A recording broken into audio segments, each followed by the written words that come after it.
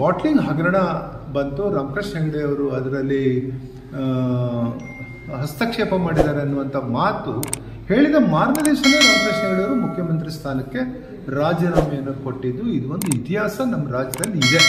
ಇದನ್ನೆಲ್ಲ ಮಾನ್ಯ ಸಿದ್ದರಾಮಯ್ಯನವರು ತಿಳ್ಕೊಳ್ಬೇಕು ಅನ್ನುವಂಥದ್ದನ್ನು.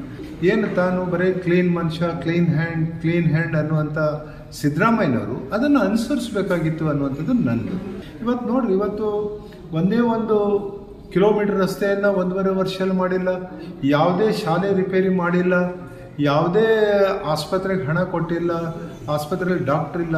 ಈ ಮುಖ್ಯಮಂತ್ರಿ ಮತ್ತು ಉಪಮುಖ್ಯಮಂತ್ರಿ DKC ಅವರು ಕೂಡಿ ನಮ್ಮ ರಾಜ್ಯವನ್ನು ಹಾಳುಗಡಿಸ್ತಾ ಇದ್ದಾರೆ ಅನ್ನುವಂಥದ್ದನ್ನು. ಕಳೆದ ವಿಧಾನಸಭಾ ಅಧಿವೇಶನದಲ್ಲಿ ಭಾರತೀಯ ಜನತಾ ಪಾರ್ಟಿ, ನಮ್ಮ ಪಾರ್ಟಿ ಮತ್ತು JDS NDA ಪಕ್ಷ ಏನು ಕಾಂಗ್ರೆಸ್ ಪಕ್ಷದ ಮುಖ್ಯಮಂತ್ರಿ ಆದಂಥ ಸನ್ಮಾನ್ಯ ಶ್ರೀ ಸಿದ್ದರಾಮಯ್ಯನವರ ಹಗರಣಗಳನ್ನು ಬಯಲಿಗೆಳೆದಿದ್ರು. ಆ ಬಯಲಿಗೆಳೆದಂಥ ಸಂದರ್ಭದಲ್ಲಿ ಮಾನ್ಯ ಮುಖ್ಯಮಂತ್ರಿಗಳು ಸಿದ್ದರಾಮಯ್ಯನವರು ಅಲ್ಲೇ ನಮಗೆ ಉತ್ತರವನ್ನು ಕೊಡಬೇಕಾಗಿತ್ತು. ಆದರೆ ಉತ್ತರವನ್ನು ಕೊಡದೆ ಅವರು ಅಧಿವೇಶನಕ್ಕೂ ಬರದೆ ಪಲಾಯನ ಮಾಡಿದರು. ಹೀಗಾಗಿ ನಮ್ಮ ಪಕ್ಷಕ್ಕೆ, NDA ಪಕ್ಷಕ್ಕೆ ಅನಿವಾರ್ಯವಾಗಿ ನಾವು ಒಂದು ಪಾದಯಾತ್ರೆಯನ್ನು ಮೈಸೂರಿನಲ್ಲಿ ನಡೆದಂಥ ಮೂಢ ಹಗರಣವನ್ನು ಸಾರ್ವಜನಿಕವಾಗಿ ಇಡೀ ನಮ್ಮ ರಾಜ್ಯದ ಜನಗಳಿಗೆ, ಪ್ರಜ್ಞಾವಂತ ಪ್ರಜೆಗಳಿಗೆ ನಾವು ಯಾವ ಕಾರಣಕ್ಕಾಗಿ ಪಾದಯಾತ್ರೆಯನ್ನು ಮಾಡ್ತಾ ಇದ್ದೇವೆ ಅನ್ನುವಂಥದ್ದನ್ನು ಅಲ್ಲಿ ಹೇಳಿ ಅದರ ನಂತರ ಒಂದು ಸಮಾವೇಶವನ್ನು ಸಹ ನಾವು ನಿನ್ನೆ ಮಾಡಿದ್ವಿ.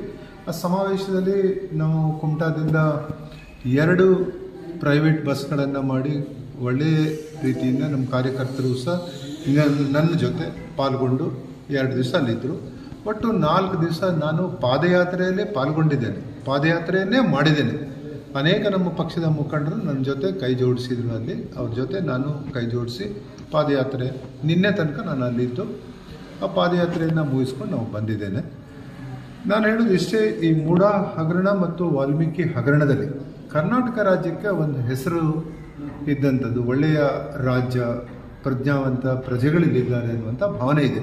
ಇದಕ್ಕೆ ಸಾಕ್ಷಿಯಾಗಿ 1984ರಲ್ಲಿ ನಡೆದಂಥ ಲೋಕಸಭೆ ಚುನಾವಣೆಯಲ್ಲಿ ಆವಾಗ ಸನ್ಮಾನ್ಯ ರಾಮಕೃಷ್ಣ ಹೆಗಡೆ ಅವರು, ನಮ್ಮ ಪಕ್ಷ ರಾಮಕೃಷ್ಣ ಹೆಗಡೆ ಅವರು ಮುಖ್ಯಮಂತ್ರಿ ಆಗಿದ್ದರು. ಲೋಕಸಭೆ ಚುನಾವಣೆಯಲ್ಲಿ ನಮ್ಮ ಪಕ್ಷಕ್ಕೆ 4-5 ಕ್ಷೇತ್ರಗಳಲ್ಲಿ ಮಾತ್ರ ಗೆಲ್ಲಿಕ್ಕಾಯಿತು. ಕಾಂಗ್ರೆಸ್ ಪಕ್ಷವರು ಹೇಳಿದರು, ನಿಮಗೆ ಜನ ಇವತ್ತು ವಿರೋಧ ಮಾಡಿದ್ದಾರೆ, ಹೆಚ್ಚು ಲೋಕಸಭೆಯಲ್ಲಿ ಕಾಂಗ್ರೆಸ್ ತಾವು ಗೆದ್ದಿದ್ದೇವೆ, ಹೀಗಾಗಿ ನೀವು ರಾಜೀನಾಮೆ ಕೊಡಬೇಕು ಅಂತ ಹೇಳಿದ ತಕ್ಷಣ ರಾಮಕೃಷ್ಣ ಹೆಗಡೆ ಅವರು ರಾಜೀನಾಮೆಯನ್ನು ಕೊಟ್ಟು ಚುನಾವಣೆಗೆ ಹೋದರು. ಚುನಾವಣೆಗೆ ಹೋಗಿ 145 ಕ್ಷೇತ್ರಗಳಲ್ಲಿ ನಮ್ಮ ಪಕ್ಷ ರಾಮಕೃಷ್ಣ ಹೆಗಡೆ ಅವರು ಮುಖ್ಯಮಂತ್ರಿಯಾಗಿ ಮತ್ತೆ ಅಧಿಕಾರವನ್ನು ಸ್ವೀಕಾರ ಮಾಡಿದ್ದು ನನಗೆ ನೆನಪಿದೆ. ಅಂಥ ಒಂದು ಪರಂಪರೆ ಉಳ್ಳಂಥ ಕರ್ನಾಟಕ ರಾಜ್ಯದಲ್ಲಿ ಏನು ತಾನು ಬರೀ ಕ್ಲೀನ್ ಮನುಷ್ಯ, ಕ್ಲೀನ್ ಹ್ಯಾಂಡ್ ಅನ್ನುವಂಥ ಸಿದ್ದರಾಮಯ್ಯನವರು ಅದನ್ನು ಅನುಸರಿಸಬೇಕಾಗಿತ್ತು ಅನ್ನುವಂಥದ್ದು ನನ್ನ ಒಂದು ವೈಯಕ್ತಿಕವಾಗಿ. ಅದರ ನಂತರ 85ರಲ್ಲಿ ಮುಖ್ಯಮಂತ್ರಿಯಾಗಿ ಆಯ್ಕೆ ಆದ ನಂತರ 87ರ ಸುಮಾರಿಗೆ ಬಾಟ್ಲಿಂಗ್ ಹಗರಣ ಬಂತು. ರಾಮಕೃಷ್ಣ ಹೆಗಡೆ ಅವರು ಅದರಲ್ಲಿ ಹಸ್ತಕ್ಷೇಪ ಮಾಡಿದ್ದಾರೆ ಅನ್ನುವಂಥ ಮಾತು ಹೇಳಿದ ಮಾರನೇ ದಿವಸನೇ ರಾಮಕೃಷ್ಣ ಹೆಗಡೆ ಅವರು ಮುಖ್ಯಮಂತ್ರಿ ಸ್ಥಾನಕ್ಕೆ ರಾಜೀನಾಮೆಯನ್ನು ಕೊಟ್ಟಿದ್ದು ಇದು ಒಂದು ಇತಿಹಾಸ ನಮ್ಮ ರಾಜ್ಯದಲ್ಲಿ ಇದೆ. ಇದನ್ನೆಲ್ಲ ಮಾನ್ಯ ಸಿದ್ದರಾಮಯ್ಯನವರು ತಿಳ್ಕೊಳ್ಬೇಕು ಅನ್ನುವಂಥದ್ದನ್ನು. ನಾನು ಅವ್ರಿಗೆ ಹೇಳುವಷ್ಟು ದೊಡ್ಡ ವ್ಯಕ್ತಿ ನಾನಲ್ಲ. ಆದರೆ ಕರ್ನಾಟಕ ರಾಜ್ಯದಲ್ಲಿ ಒಳ್ಳೆಯ ಅಧಿಕಾರವನ್ನು ಮಾಡಿದಂಥ ರಾಮಕೃಷ್ಣ ಹೆಗಡೆ ಅವರು ಇರ್ಬೋದು, ದೇವೇಗೌಡರು ಇರ್ಬೋದು, ಬಂಗಾರಪ್ಪನವರು ರಾಜೀನಾಮೆಯನ್ನು ಕೊಟ್ಟಿದ್ದಾರೆ ಬಾಟ್ಲಿಂಗ್ ಹಗರಣದಲ್ಲಿ. ಕೇಳಿದ ತಕ್ಷಣ ಅವರು ಕೊಟ್ಟಿದ್ದಾರೆ. ಅಂಥ ಒಂದು ಸಂಪ್ರದಾಯ ಉಳ್ಳಂಥ ಕರ್ನಾಟಕದ ಇತಿಹಾಸವನ್ನು ಈ ಮುಖ್ಯಮಂತ್ರಿ ಮತ್ತು ಉಪಮುಖ್ಯಮಂತ್ರಿ DKC ಅವರು ಕೂಡಿ ನಮ್ಮ ರಾಜ್ಯವನ್ನು ಹಾಳುಗಡಿಸ್ತಾ ಇದ್ದಾರೆ ಅನ್ನುವಂಥದ್ದನ್ನು. ಇವತ್ತು ನೋಡ್ರಿ, ಇವತ್ತು ಒಂದೇ ಒಂದು ಕಿಲೋಮೀಟರ್ ರಸ್ತೆಯನ್ನು 1.5 ವರ್ಷದಲ್ಲಿ ಮಾಡಿಲ್ಲ, ಯಾವುದೇ ಶಾಲೆ ರಿಪೇರಿ ಮಾಡಿಲ್ಲ, ಯಾವುದೇ ಆಸ್ಪತ್ರೆಗೆ ಹಣ ಕೊಟ್ಟಿಲ್ಲ, ಆಸ್ಪತ್ರೆಯಲ್ಲಿ ಡಾಕ್ಟರ್ ಇಲ್ಲ. ಇಂಥ ಎಲ್ಲ ಪರಿಸ್ಥಿತಿ ಇದ್ದಂಥ ಸಂದರ್ಭದಲ್ಲಿ ನಾವು ವಿರೋಧ ಪಕ್ಷದವರು ಪಾದಯಾತ್ರೆ ಮಾಡ್ತೇವೆ, ನಿಮಗೆ ಎಚ್ಚರಿಸ್ತೇವೆ, ಇದು ನಮ್ಮ ಕರ್ತವ್ಯ ಆಗಿತ್ತು. ಅದನ್ನು ಬಿಟ್ಟು ನಾವು ಪಾದಯಾತ್ರೆ ಮಾಡ್ತೇವೆ ಅಂತ ಹೇಳಿದ್ಕೊಳ್ಳೆ ಅದಕ್ಕೆ ವ್ಯತಿರಿಕ್ತವಾಗಿ ನೀವು ಸಮಾವೇಶಗಳನ್ನು ಮಾಡೋದಲ್ಲ. ಜನ ಕಷ್ಟದಲ್ಲಿದ್ದಾರೆ, ಗುಡ್ಡ ಕುಸಿತ ಆಗ್ತಾ ಇದೆ, ರಸ್ತೆ ಹದಗೆಟ್ಟಿದೆ, ಡೆಂಗ್ಯೂ ಒಂದು ಕಡೆ ಇದೆ. ಇಂಥದ್ದೆಲ್ಲ ಸಂದರ್ಭದಲ್ಲಿ ನೀವು ನಿಮ್ಮ ಅಧಿಕಾರವನ್ನು ಚಲಾವಣೆ ಮಾಡಿ ಜನರ ಹತ್ರ ಹೋಗ್ರಿ. ಆ ಕೆಲಸ ನೀವು ಮಾಡಬೇಕು. ವಿರೋಧ ಪಕ್ಷ ಮಾಡಬೇಕಾದಂಥ ಕೆಲಸ ಇವತ್ತು ಆಡಳಿತ ಪಕ್ಷ ಮಾಡ್ತಾ ಇದೆ.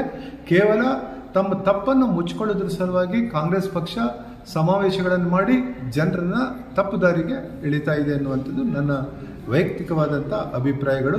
ಜನರ ಬಗ್ಗೆ ಅವ್ರು ಸ್ವಲ್ಪ ಕಾಳಜಿ ತಗೊಳ್ಬೇಕು. ಈಗ ಮಳೆ ಜಾಸ್ತಿ ಆಗಿದೆ, ಹಣ ಬಿಡುಗಡೆ ಮಾಡ್ತಾ ಇಲ್ಲ, ಯಾವುದಕ್ಕೂ ಹಣ ಇಲ್ಲ. ಇವತ್ತು ಗೃಹಲಕ್ಷ್ಮಿ 2 ತಿಂಗಳದ್ದು ಬಾಕಿ ಇತ್ತು, 1 ತಿಂಗಳದ್ದು ಮಾತ್ರ ಕೊಟ್ಟರು, ಇನ್ನೂ 1 ತಿಂಗಳದ್ದು ಕೊಡಬೇಕು. ಈ ಆಗಸ್ಟ್ ತಿಂಗಳದ್ದು ಹಿಡಿದ್ರೆ ಮತ್ತು 2 ತಿಂಗಳದ್ದು ಬಾಕಿ ಆಗ್ತದೆ.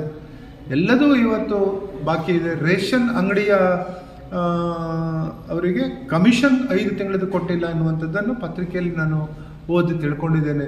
ಇಂಥ ಕೆಟ್ಟ ಪರಿಸ್ಥಿತಿ ಇದ್ದಾವಾಗ ಸರಿಯಾಗಿ ಹಣವನ್ನು ಸಂಗ್ರಹ ಮಾಡಿ ಜನರಿಗೆ ತಲುಪಿಸುವಂಥ ಕೆಲಸ ಸರ್ಕಾರ ಮಾಡಬೇಕು. ವಿಶೇಷವಾಗಿ ಕರಾವಳಿಯಲ್ಲಿ ಭಾಳ ದೊಡ್ಡ ಪ್ರಮಾಣದಲ್ಲಿ ಗುಡ್ಡ ಕುಸಿತ ಮತ್ತು ನೆರೆಹಾವಳಿ ಬಂದದ್ರಿಂದ ನಮ್ಮ ಸರ್ಕಾರ ಇದ್ದಾವಾಗ ಸನ್ಮಾನ್ಯ ಯಡಿಯೂರಪ್ಪನವರು ಮತ್ತು ಬೊಮ್ಮಾಯಿಯವರು ನೀರು ಹೊಕ್ಕಿದ್ರೆ 10,000 ರೂಪಾಯಿ ಕೊಟ್ಟಿದ್ರು. ಇವರು 20,000 ರೂಪಾಯಿ ಕೊಡಬೇಕಾಯ್ತು. ಆದರೆ ಇವರು 5,000, ಇನ್ನೂ ನಮ್ಮ ತಾಲೂಕಿನಲ್ಲಿ 5,000 ರೂಪಾಯಿನೂ ಸಹ ಕೊಡಲಿಲ್ಲ. ಇಂಥ ಒಂದು ಕೆಟ್ಟ ಪರಿಸ್ಥಿತಿಯಲ್ಲಿ ಅವರು ಆಡಳಿತ ಸುಧಾರಣೆಯನ್ನು ಮಾಡಿ ಜನರ ಹತ್ರ ಹೋಗಬೇಕು ಅನ್ನುವಂಥ ಸುದ್ದಿ ಹಾಗೂ ಕುತೂಹಲಕಾರಿ ಮಾಹಿತಿಗಾಗಿ ಕೂಜಳ್ಳಿ ಟೈಮ್ಸ್ ಚಾನೆಲ್ಗೆ ಸಬ್ಸ್ಕ್ರೈಬ್ ಆಗಿ, ಪಕ್ಕದಲ್ಲಿರುವ ಬೆಲ್ ಐಕಾನ್ ಅನ್ನು ಪ್ರೆಸ್ ಮಾಡಿ.